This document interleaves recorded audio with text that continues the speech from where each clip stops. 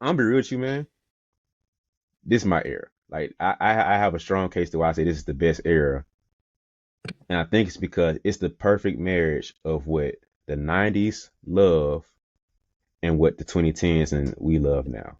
I think that was the Mm, perfect era or perfect decade of where you had the physicality, the athleticism, the you still had a little bit of handshaking still, but then you had a higher level of skill to where you could still display your skills, and if you were more of a finesse player, you were allowed to be that because you had AI and Steve Nash still doing the things in there too. And then so you had the perfect blend of like very great and raw athletes, still had physical presence in the game, you still had the enforcers, but then you still had high levels of skill too. So that's why I feel like the 2000s were the best era of basketball to watch. You had the perfect blend of everything going on.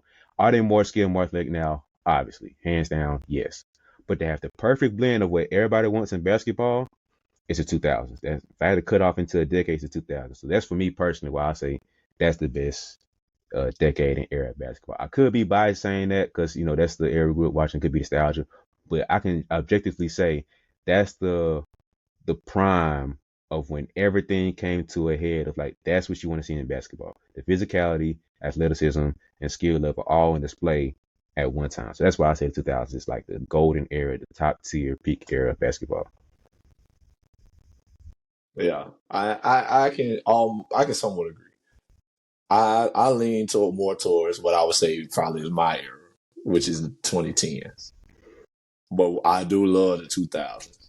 I think what made the 2000s so great, like you said, I think you made a very good point. It's a very perfect blend of what we liked about the 90s, what we like about now. Mm-hmm. It's still very physical, still a grinded out game, but there's still skills and development coming into the game. So I can definitely agree with what you said. I think that was a good way to put it.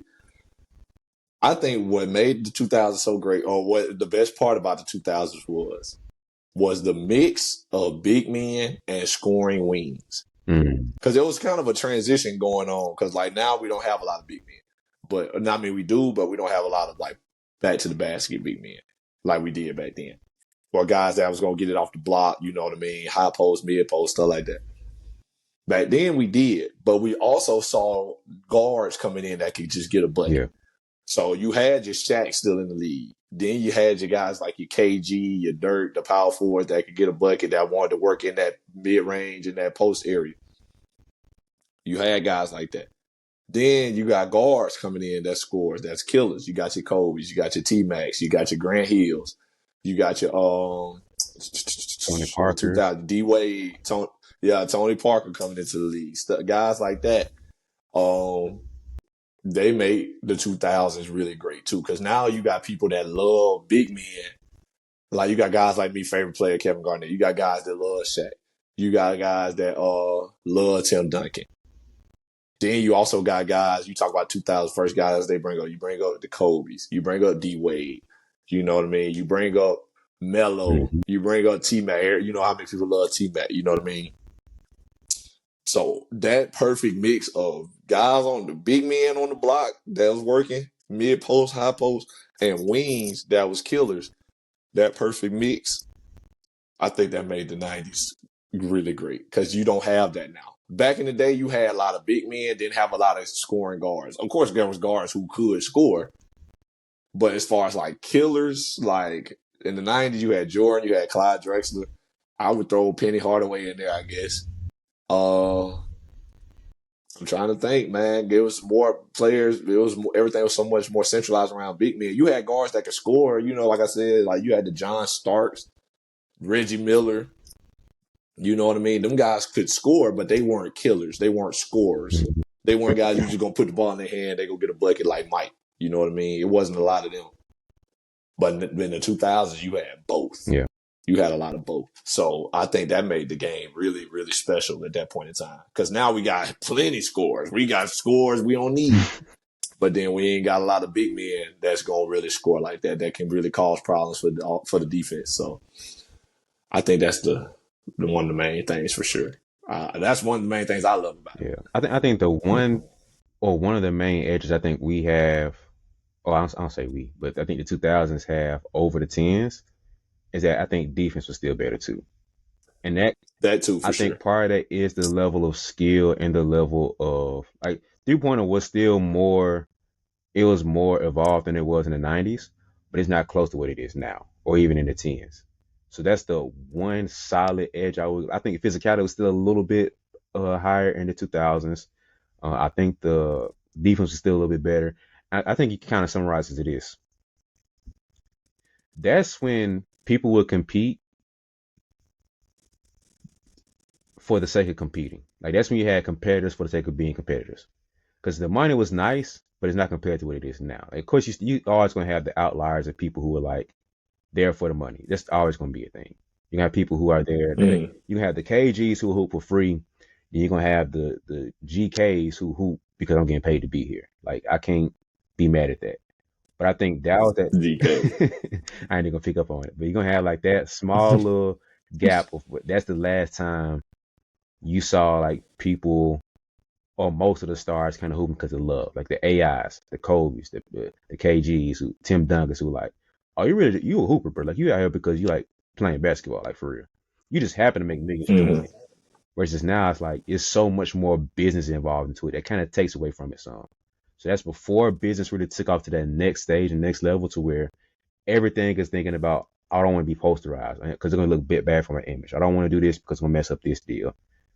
And I think after that era kind of came and went, you start seeing more and more business involvement that messed up the game a little bit. Not a whole lot, because you're still seeing great hooping, but it's more of like doing this for social media and doing this for that reason. It's like, I just want to win.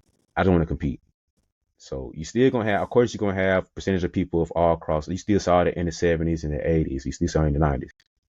I think 2000 was the last time you saw like very high level defense, very high level offense, and then just like that raw wantingness to hoop and play. Like that's the last time you saw players being out there like T Mac, sit your butt down, bro. I wish T Mac could have had a level of like load management with for him, because maybe he could have spared his back a little bit now. Like Steve Nash probably could have had his back spared something too, but that's the last area you saw of like just raw, almost ignorant hooping because you just playing because that's what you do. Versus now it's a little bit more surgical, a little bit more strategic to say, nah, you good, bro. You gotta play this back to back. Oh, nah, man, you need to ease up a little bit this night. So I don't hate the load management. I don't wish it on every player, but there's a level of strategy to it to where you already have an injury. Like, let's not just go waste your time on every single game we have. So that's the last area you saw. I think you saw a level of rawness with the playing that you had in the 2000s, plus the higher level of defense. Yeah. You dang near convincing me that the 2000s is the best era. I do. I love the 2000s though. It's probably like you said, it can still get stagnant at times depending on who you're watching. But man, you had some killers in the league. Mm-hmm. You had some guys that could just flat out go get a bucket. You still had physicality. You still had defense. You still had guys wanting to play hard every night. They don't make them like that no more. So yeah, it's a definitely a great era, a great time in basketball for those main reasons. Yeah. All But right. All right, try to convince me, man. Put me on 2010s because I think 2010s is the second best era, and I think it's close, but I don't know, man. Progress is not about perfection and being perfect.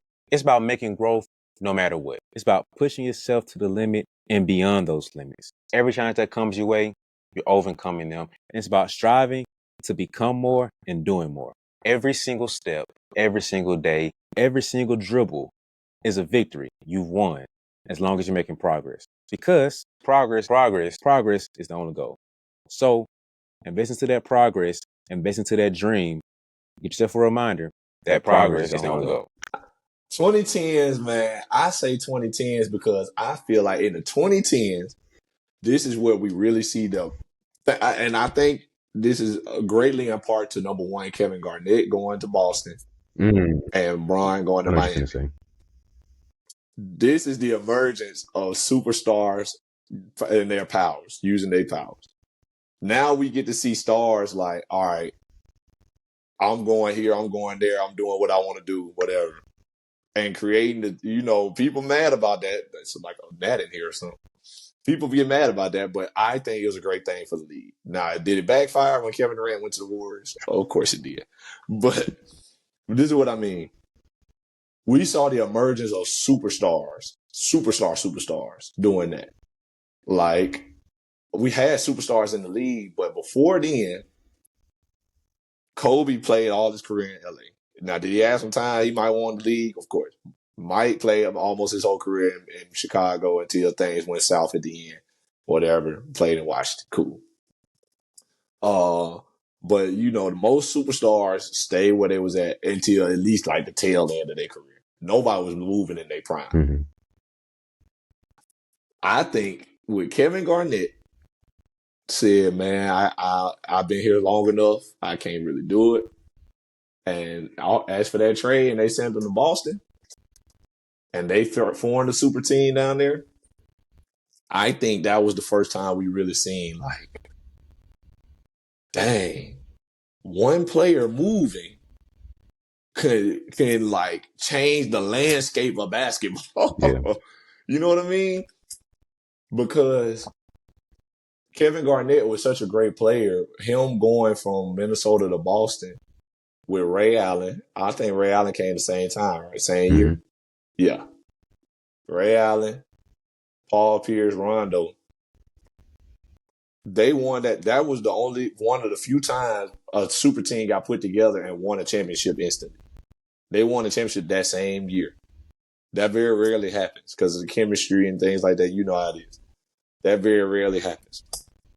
That's why people have such a nostalgic feeling for that team because it was like it happened, bam, just like that. Mm-hmm.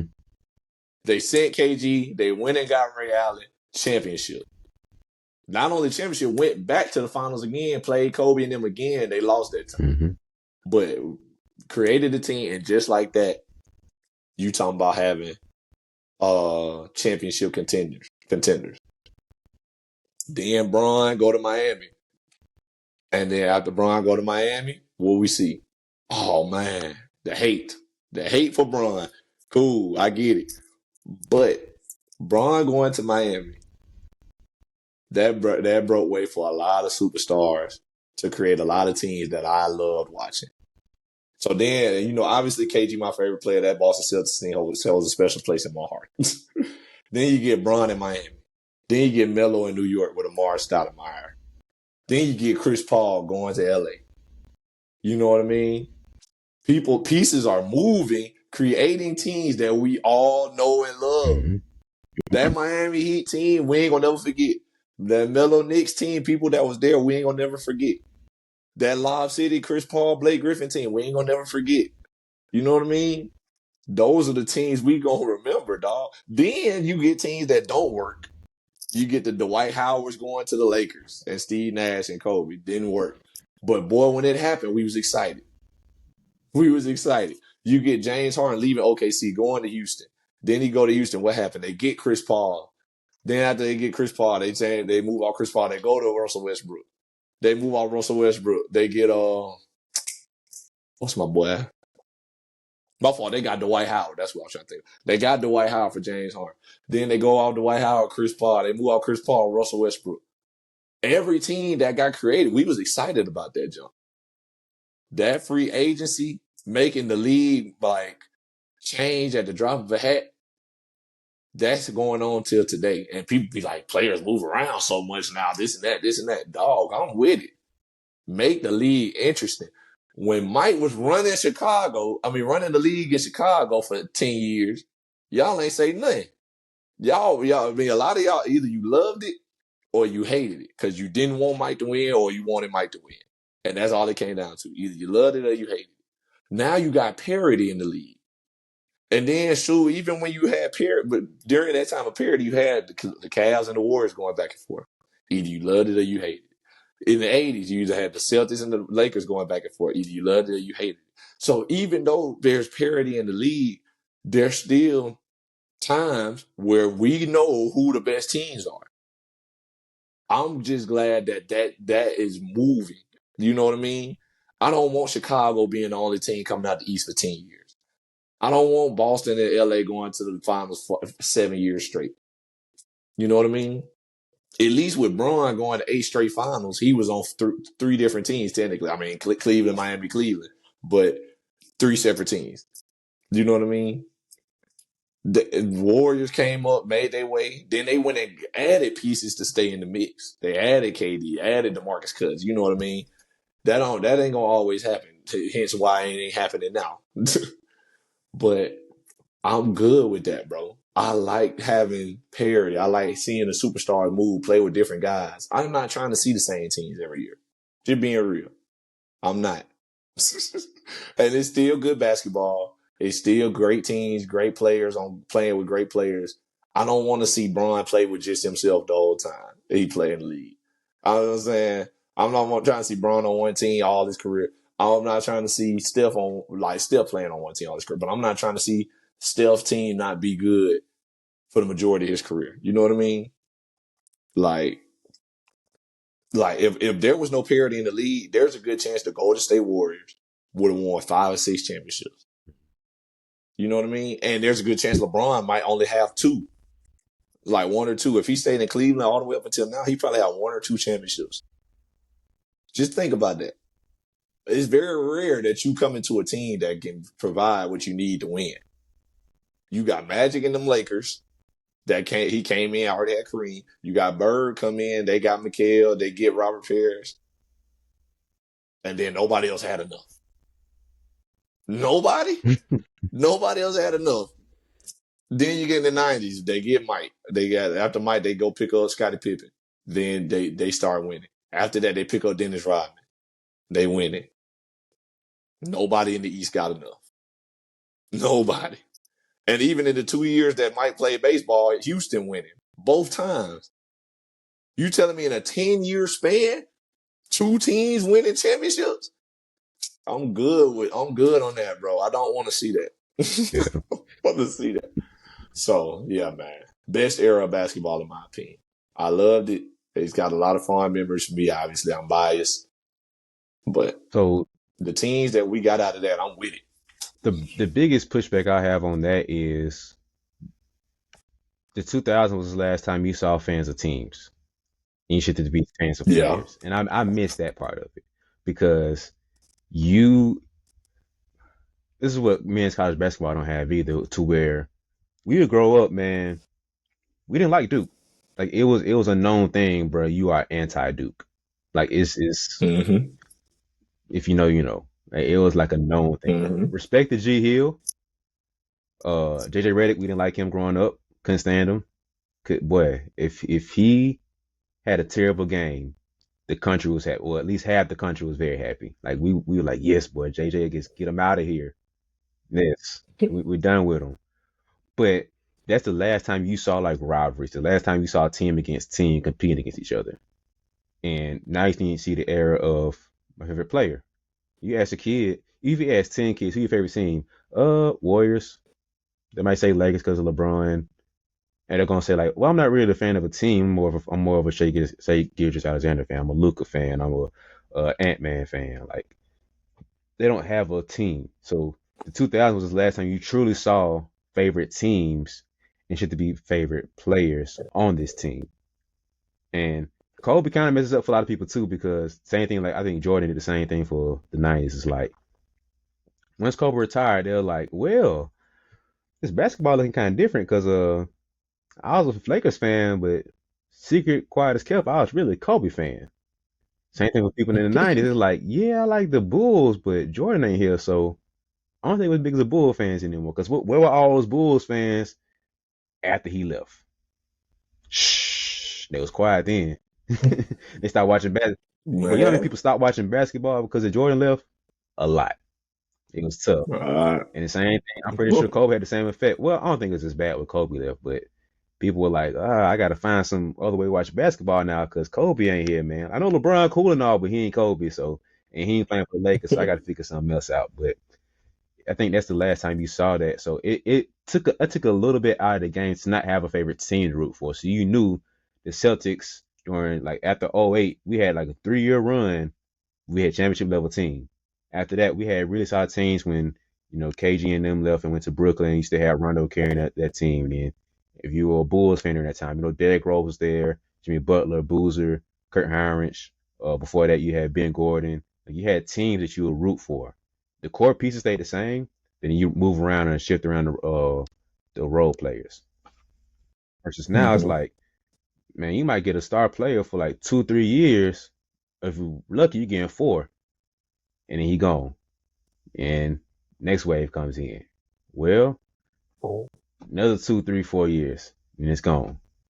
So you're lucky if you have a solid enough team to be a star caliber player, superstar player, and they're there for like 4 years, depending on the team you're with. Because of course you're gonna have people who draft like a Luca who's been there for a while, or a Joker who's been there for a while, but doesn't mean you're gonna be good. So I think we had the last era of good teams, and you were a fan of a team versus now you're just a fan of a player. But people being loyal, but it's gonna get to a point to where, all right, Dame, like I'm rocking with you, my guy, but I ain't trying to see you losing. So I think that's the beauty in it. Cause I don't care if Steph retires a Warrior. I don't see these last few years being wasted. That's what we have a problem. Like Reggie, we love you, my guy, but get out of Indiana if they're not gonna help you win. Patrick Ewing, you are amazing, but New York is not putting you in position to win. Get out of there. So KG started is like, bro, I got a great career. I'm trying to win. I got Dame said I got a great career. I'm trying to win. So if they're starting to lose and they're not looking at trying to support you, get out of there. And they have the power to now. So that's a shift that I see that I will agree with you on for the players. But from a team standpoint, you hate to see it because you're seeing the lack of. You don't see players wearing like a team shirt anymore. It's a player jersey shirt. So you're gonna see the team in the front and the player number in the back. Versus back in the day, it was just a team in the front. You just have the Celtics jersey or Celtics shirt on now, is it, or the Bulls shirt or whoever, the Sacramento Kings. Like you odd because you got Sacramento on and you in the South, but whatever. You Do your thing. So that's the one thing I will say we still have over the 2010s where it became more player focused as far as the fandom goes. So you lost a little bit of the rivalry, lost a little bit of love for that continuity that you had year in, year out, you know what you're gonna have. Versus now it's like, man, we go from championship level team, LeBron leave, man, who the draft board saying we got? Cause he ain't looking good for us. So that's the one thing I will say we have over the 2010s and current basketball. So I do love the player empowerment movement, but let's get a little bit more better teams out here too, long term. I feel it, bro. But a lot of y'all that be bringing up the championship argument with Mike, y'all, this what I want Yep. y'all to understand. Y'all that throw out Mike got 6 rings, 6 for 6, undefeated in the finals. Every time y'all have an argument about anything that got to do with basketball and who the best, whatever. Y'all are the reason players are Mm-hmm. leaving now. Because if they're on a team, a la the LeBrons, a la the Damian Lillards, a la the Reggie Millers, are they on the teams that are not getting them the talent or the help they need to actually compete and be successful and have a chance to win championships, they need to lead because y'all are the people who judge them and say, oh, they not like that because of they ain't got these championships. They don't have this amount of championships, this and that. If you're not winning games, you're not winning no MVPs. It's hard to win them awards. It's hard to be first team All NBA if you ain't winning the games. Y'all are the people causing that more than Mm-hmm. anything. Because I mean, don't get me wrong, the players want to win championships. Obviously, everybody want to win, but y'all that get on like these talking heads get on TV, these sports writers, reporters, and then just general people bringing up the fact, oh, y'all ain't got no championships. You ain't got no championships. You ain't got no rings. Mike 6 for 6. Why would I stay somewhere where an organization where I have to depend on the organization to get me help? And if they not doing it, I just got to take that. And if I ain't got enough to win, y'all sit here and judge me, not Mm-hmm. them. Ain't nobody bringing up them. Y'all dragging my name through the mud. So, y'all blame yourselves. If you don't like it, if you don't like that people moving around, blame yourself or blame the people who say Yep. those things. Because I mean, sure, I'd be the same way. I'm not going to sit here and play for the Memphis Grizzlies for 15 years and be all-stars and do all these good things, and then at the end of my career, not even be talked about because I don't got rings, even though I was a good player for so long. You know what I mean? Like, we don't talk about Reggie Miller like that unless we talking about Yep. shooting. And shoot, now that Steph that came along, we barely talk about him because it used to be Ray Allen, Mm-hmm. Reggie Miller. You know what I mean? It was Reggie Miller, then it was Ray Allen. Now we talk about Steph. Now we don't even get to Reggie. We be like Steph, Ray Allen. You know what I mean? We don't talk about them guys. Reggie was great for a good amount of time. He's a good player. We don't talk about him like that. Now Reggie would have been like, "Yeah, I'm out," and when it signed with New York, nah, I know that's a crazy dynamic because they rivalry or whatever. But Reggie Miller go play with Patrick Ewing. You can't tell me they ain't got a Yeah. chance to win. So y'all blame yourself. If you don't like it, y'all that's why. So yeah, I'm not mad at it at all because I would be the same way. I'm not saying I would be KD to the Warriors, but Bron to Miami, I'm cool with Yeah. that. Especially if I got homeboys in the league. Come on, man. If I got homeboys in the league, I'm gonna be like, "Hey, B, me and you contract year up next year. What you think about going to Chicago and linking up with D Rose or somebody?" I'm definitely making that Especially phone if you know you can call. hoop together. I don't. Like if you know, like, bruh, we know we got chemistry, You bruh. Come on, man. come on, man. Oh man, a guy like me, the way I play, I'm calling up CP3. If I got any kind of relationship with CP3 in the 2010s, Bron call up Wade because why? He want another scorer, another bucket getter. They tried to get up with Melo too, but shoot, it ain't work out. But Bron and Wade, he knew him and Wade was gonna work out because it's shoot. I mean, the only thing that made it hard for them was who team is and who take the last shot. You know all that good old stuff. But if I'm a guy like myself, I'm just thinking about me and how I play. If I'm cool with CP3, I'm like, "Hey, Chris, we in the same contract year, bro. Nah, I ain't gonna say too much, but I'm just saying we can make something happen. We can do something.